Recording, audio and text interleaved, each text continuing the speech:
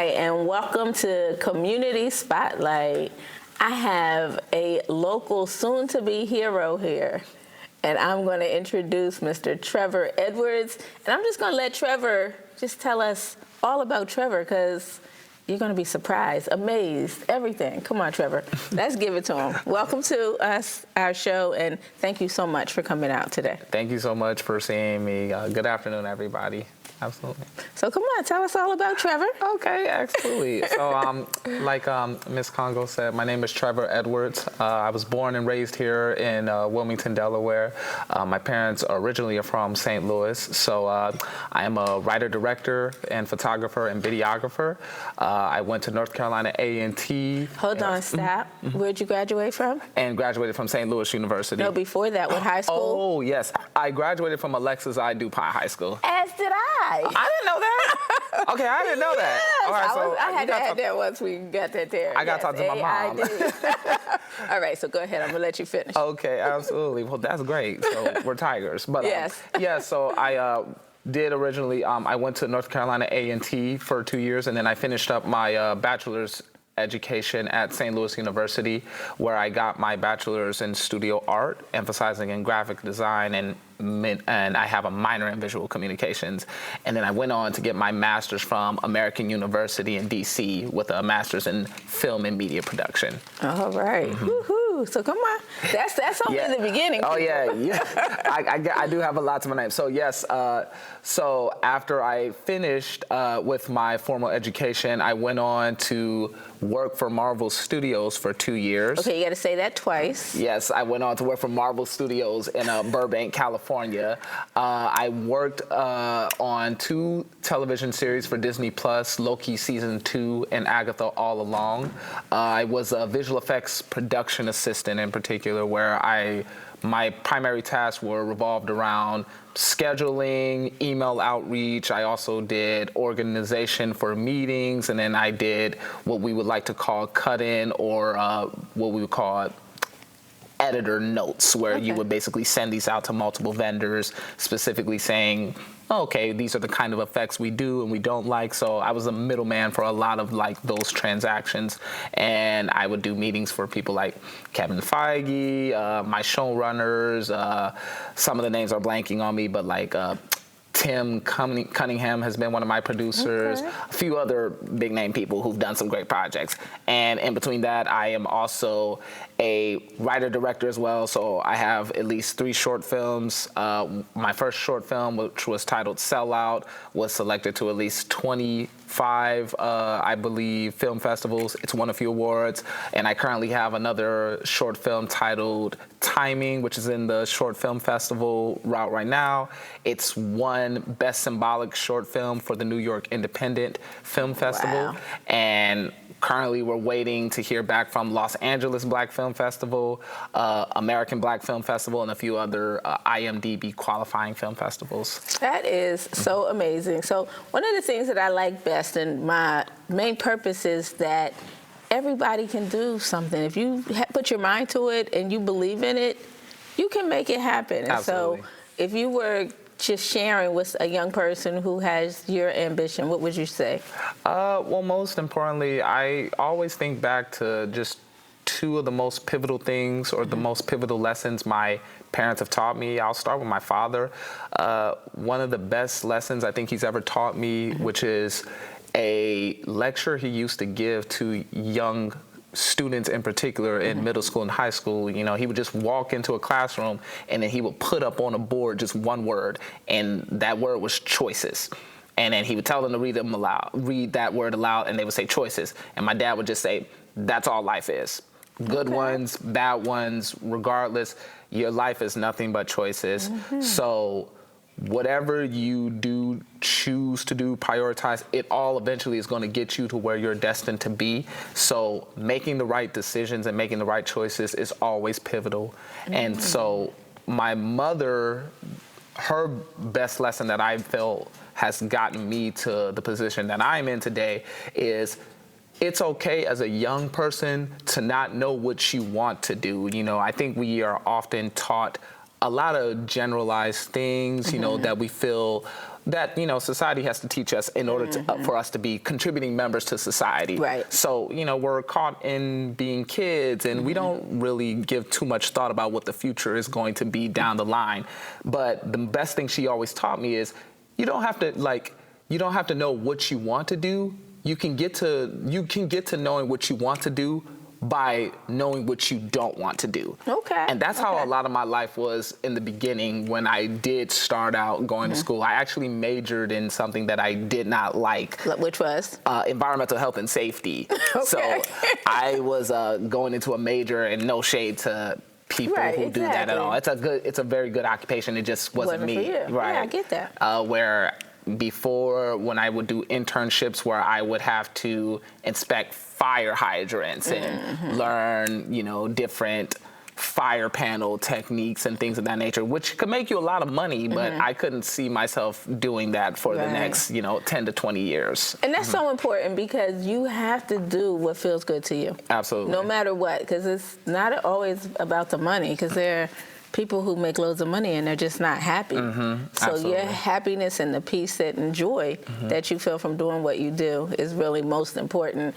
And I like that, because so many times we want to stay, I don't want to call them rigid, but rigid industries. You know what I mean? And we're so afraid to, or just not accustomed to going outside of the stereotypical box. Right. You know what I mean? So people expect you to go and follow these guidelines, and no matter what, these are the choices that you have. Absolutely. When I was young, I used to say everybody had to be a doctor, lawyer, or Indian chief, because that's what we used to play hopscotch. I mean, jump rope with. Which you're going to be, a doctor, lawyer, or Indian chief. And there's so much more to that. There's nothing wrong, again, no shade at doctors, lawyers, or Indian chiefs, but they're, you know, it's just such a broad array of what can make you happy. Absolutely. So I'm excited that your family and that your parents were smart enough to let you pursue still what was outside of the box, even though it may have been like, what did you say now? Yeah, it was very outside the box, because, like, you know, I have two older siblings that are very successful within their fields, and I have a little sister who's a lawyer, and she's doing amazing stuff. And I'm very successful in my own right, and, you know, my parents have definitely, as you said, they've definitely allowed me to create my own lane. I think that that's what they just knew for all of us when we were growing up. They just knew that we have to let them develop in what they are naturally good at and feed those seeds. Right. So That's not so only important. just advice to just young people, but to parents as well. You know, your kids are, every single one of your kids, if you have multiple kids, are talented in their own way. So water those seeds. That's it. And they learn in their own way. So that's the other thing that's always important to me, is that everybody is going to have a different learning style. That's right. And so please be open to your child's learning style. And as you're saying, nurture those seeds while they are in that format, because no matter what, they're going to be great. Absolutely. All right, we're going to be right back with some more great information from Trevor. Hi, I'm Kim, and I am a part of the Congo Funeral Home team. My part is to help people pre-plan their funerals. Congo Funeral Home has been serving the community for many years, and now I find myself being able to say that I have helped people pre-plan funerals for 30 years. I know, I'm only 34, right? How can this be? But I have been helping the community pre-plan young, more mature, brothers, sisters, aunts, uncles. Every single person can pre-plan their funeral. And you can do it with a company that you know, that you've trust, that's been here supporting you for many years.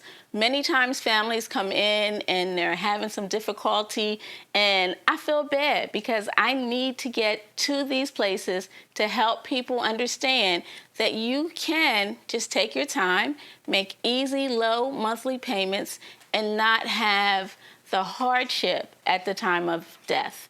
So sometimes when someone passes, the pain is just overwhelming, and it's intensified by the fact that we have to figure out how we're going to pay.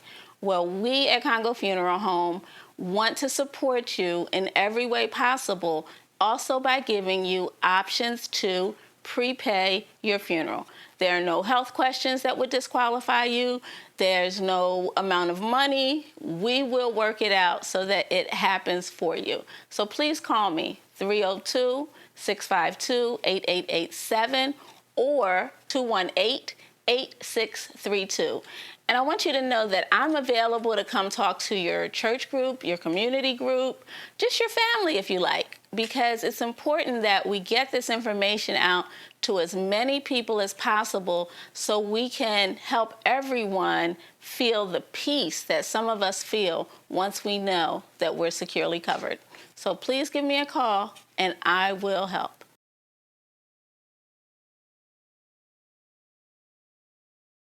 Welcome back. We still have the famous, fantabulous Trevor Edwards, and he is going to continue to enlighten us on his journey, his achievements. So come on back. Let's get some more. Yeah, so I after I finished up at Marvel Studios, I was really at just the point where I wanted to decide, okay, well, what do I really want to do next? And, you know, I'm still in between projects, but as far as like, I was able to just really get back into my process of making films and doing storytelling that I want to do for people, for just my, in particular for my community first and foremost, but like for the general public of what it is, the art that I just want to put out there and show to people. So with, I remember the experience when I did meet, so I did get to meet Issa Rae for the first time. That was a great experience. Anybody that lives in Los Angeles knows what Black on the Block is, and places like Familiar Faces. It was Familiar Faces. That's where I met her. So for me, if it's like just groups of people or events, especially where there's Black folks, 9 times out of 10, I'm going to take my camera and I'm just going to take photos and do photography, right?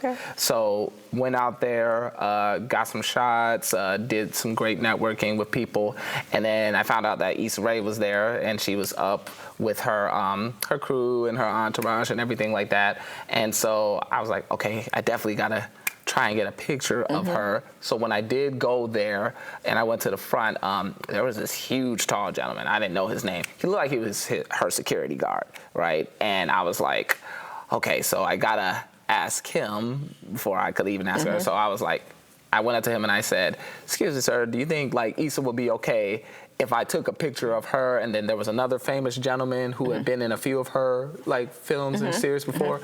And he was really nice about it because he said, oh, well, man, you can't ask me. You got to go up and ask her yourself. And I was just like, I got to go up and talk to Issa Rae. And he said, yeah, man, just go on up. She's cool people. So, you know, I went up. She was really, really nice. I just introduced myself. I told her what I did. You know, just me getting out of school, that I was at Marvel, and how she was a very big influence to me, not only just to me and just so many other people.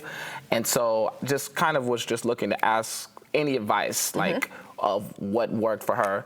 And so, you know, she gave me a really, really good answer, which was, you know, it seems to me like just from hearing your story that you have all the skills and the credentials to tell the stories that you want, with you working at Marvel, learning everything that you did, and then just with you getting your master's. So whatever you want to make it. I heard that. And don't worry about the reception of it. Don't worry about the views, the money, or anything like that. If there's something that you want to put out into the world, then put it out and make it, and take the advantage of the time and the resources in the circle that you have right now to make your stories.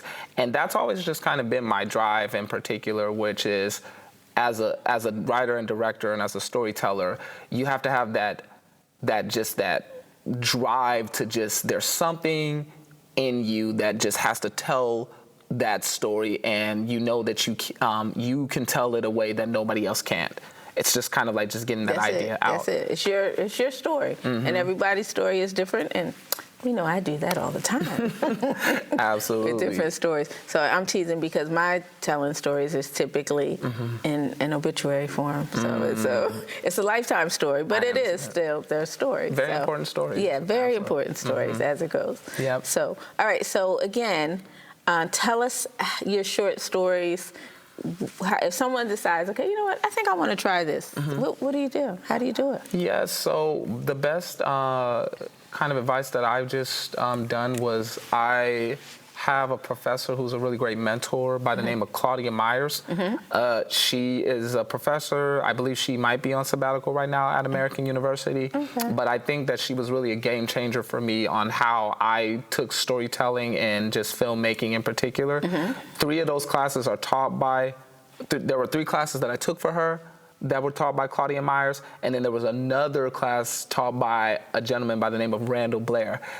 I had to take that class in order to be better at Claudia's classes, right?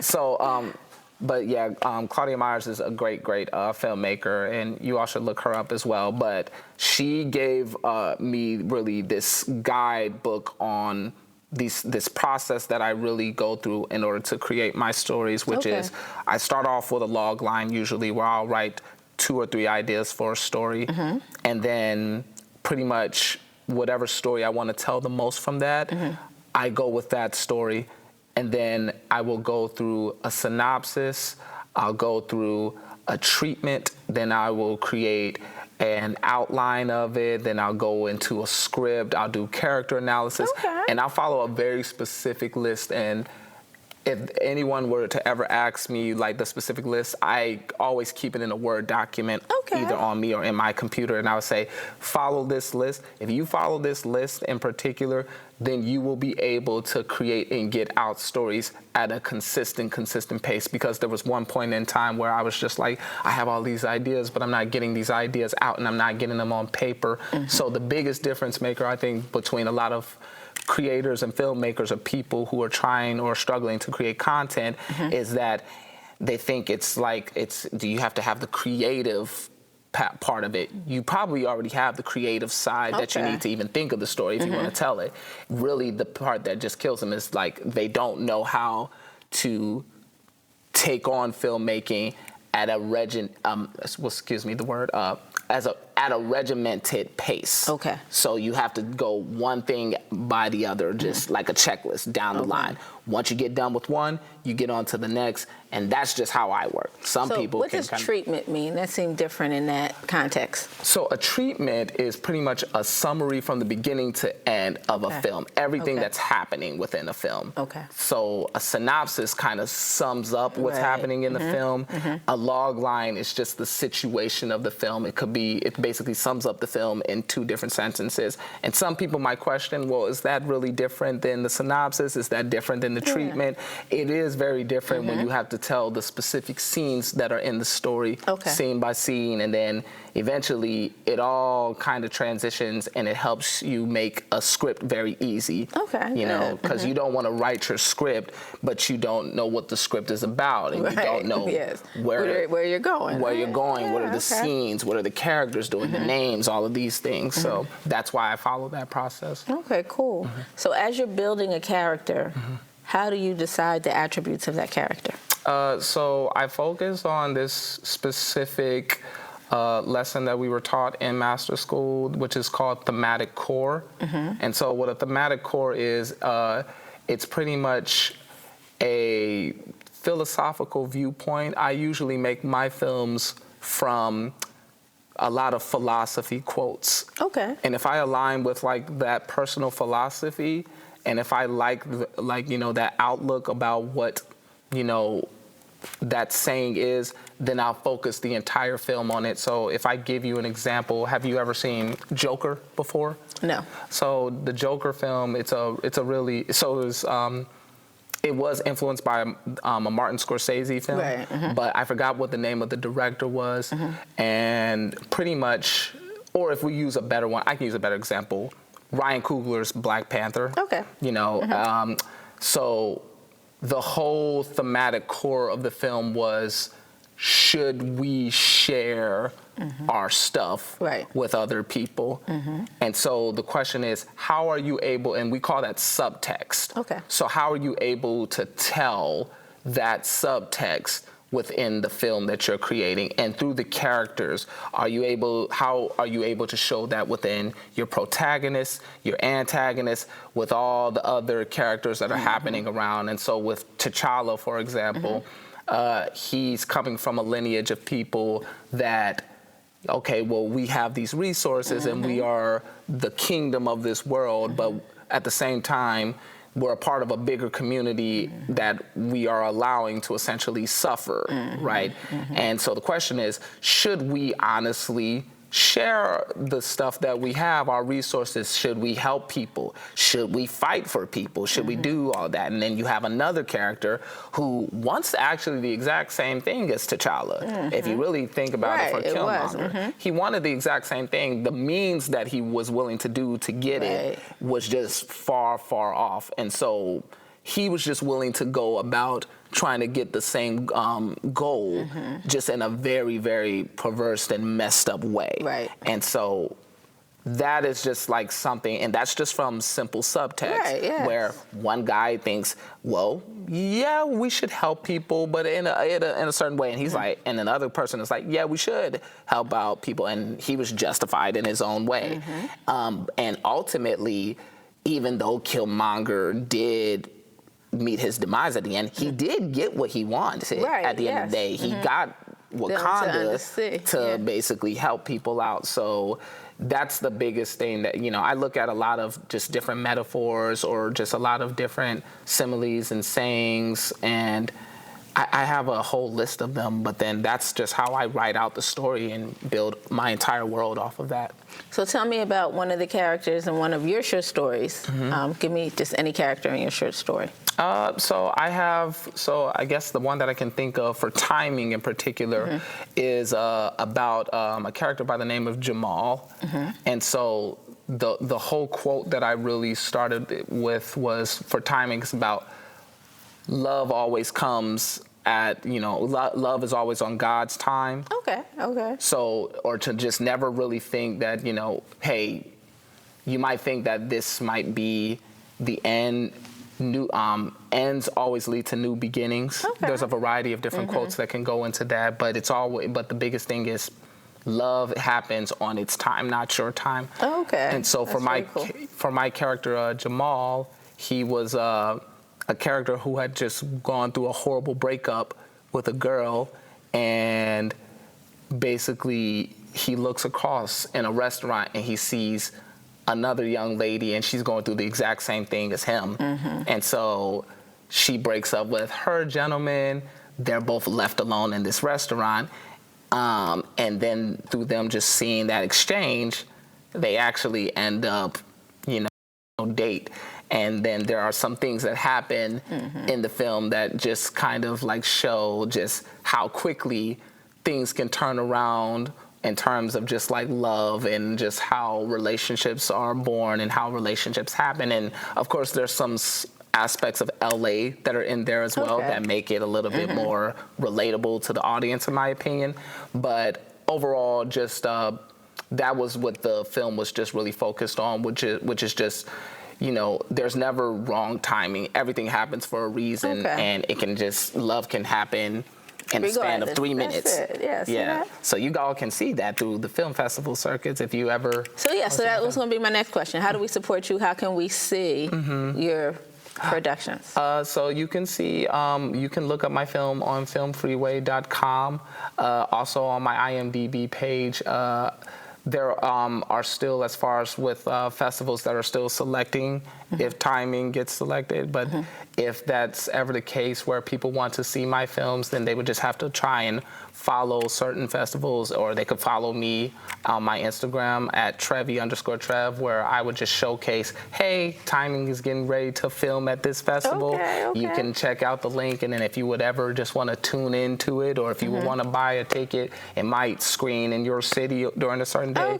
But the most important thing is just like looking out for those festivals, and then just like, just going and seeing those festivals, and, you might see somebody like myself or one of your friends, a lot of different, and that's the cool thing too, is that a lot of people who are filmmakers, they have occupations that are not even within film. Some people are filmmakers. I met some filmmakers who are full-time lawyers and Wow. business people Okay. that are moms and have like 4 to 5 kids. Okay, okay. And you know, dads who are just like construction managers who are taking time out to create their films. It's not just Wow. for just the young and ambitious. Okay. A lot of people are great at storytelling.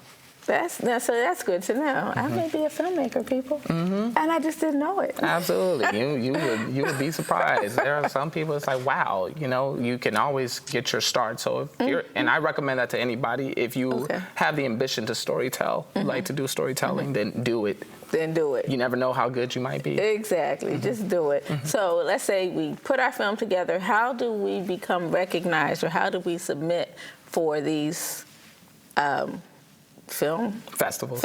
Okay, for these film festivals. Yeah, so what you do is once you finish creating the film, you can sign up for 2 platforms in particular, which is Film Freeway and IMDb. Those are the 2 that I'm signed up for. Okay. So Film Freeway gives you a list of festivals that are being showcased and are accepting film entries. Okay. And so you can put your film underneath certain categories. If it's a short film, if it's a feature film, if it's a drama, a horror, a thriller, if it fits into certain communities where it's like for films for people of color, for the LGBTQ community, if it's for specifically films that may prioritize specific styles of filmmaking. Like there's a lot of different festivals. Okay, so you just find the ones that are kind of your niche, in my opinion. Okay. And then you just submit to those, and through those festivals, there's a lot of different outcomes that can happen from it.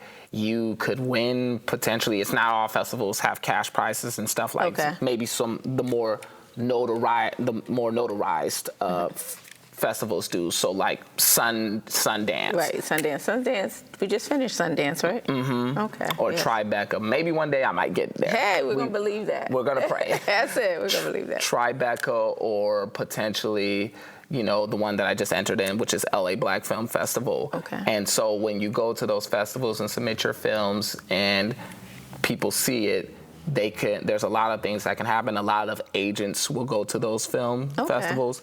They might be looking for people who kind of write to their styles and that they're looking for, and they might put you in contact with different networks, and they might say, wow, I like this feature so much, or I like this short film so much. Have you ever thought about adapting it into a feature film? Okay. And if we were able to give you a budget for it, what do you think you could do for it? So that's how that's how people get their names, and then sometimes they become overnight sensations from like Moonlight, and then films like that who make a lot of noise within the film festival circuit, and then they just kind of blow up, and then it just gets traction. Cool.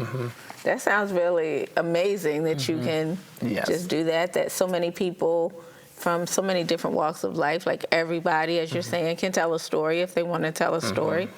So you have to have space. You have to get your characters. You have to. So how do you do all that? How did you decide who, what, where?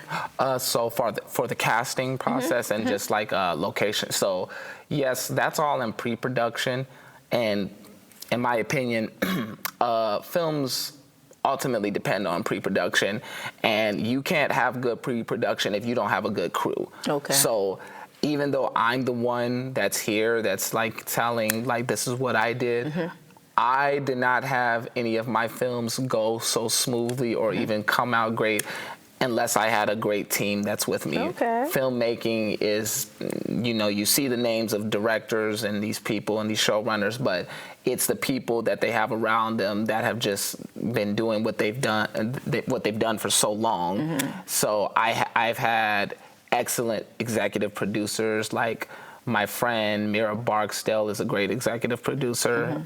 Cortland Sutton. I've had Javon Hill, who's been a great editor. I've had different people like Josh Joel, and these are just people from one area here in DC.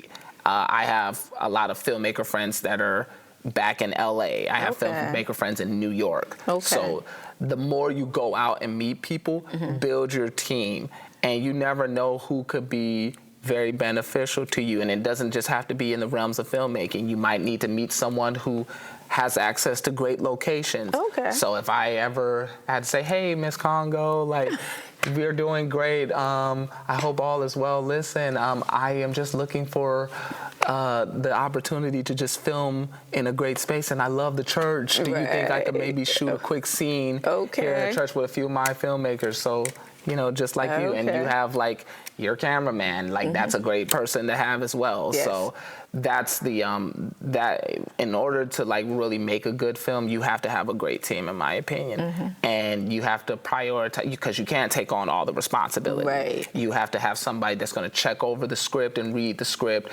even though you see it one way, they see it another way. Okay. And that you think it's good, but they can make it great. Okay. And you know, you let your camera operators do what they need to do. You let your light specialists do what they need to do. Your storyboard artists, and you just let everyone who you believe in their ability and selected them to do thrive in the position that you hired them to do. All right. So if I ever bring somebody on, there was a reason I brought you on, and I never get into the way of trying to tell someone else how to do their job. That's so important. That's really cool. Unless it's something that I'm different, like that I'm kind of like, oh, I'm looking for something different, and then we have to just meet a middle ground. Okay. You know, but let people do what they do great, and because everybody's talented in their own way. That's it. You're such an intelligent young man. Thank you.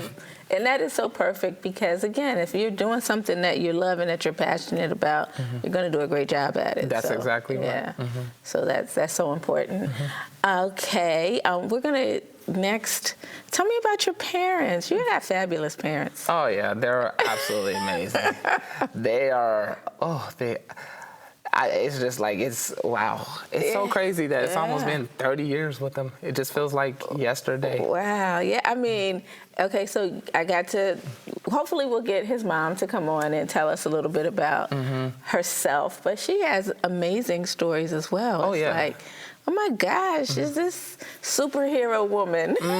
Absolutely, yeah. So to start off with just my mom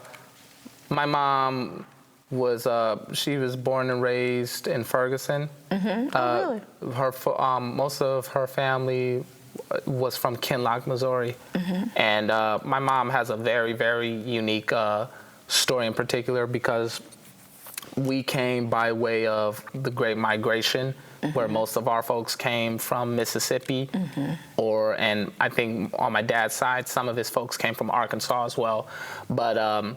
I think what was just very pivotal about her was that when the story of the Riddlespriggers is really a great Black American tale of just like what were the things that just really led the family to just get as far as we did.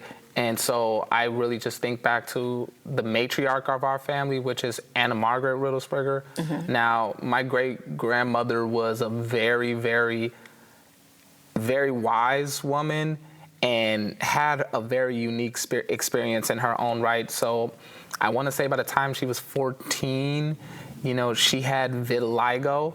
Wow. So she was able to pass by the time she was 16. Okay. Right. Wow, that's very interesting. Very interesting. Wow. And you're talking about, you know, a young lady that's living in the 30s as a teenager, and, you know, and growing up, and she went from Mississippi to Missouri, so saw a lot of racism at its finest. And there were just very interesting experiences that she had where, you know, because she was able to pass, she was able to get a lot of jobs working for white folks, either as, I don't think really she worked as a maid, but like as a worker. I got to get the specific details. Right. But she was able to work certain places because they weren't able to tell that she was Black American in particular.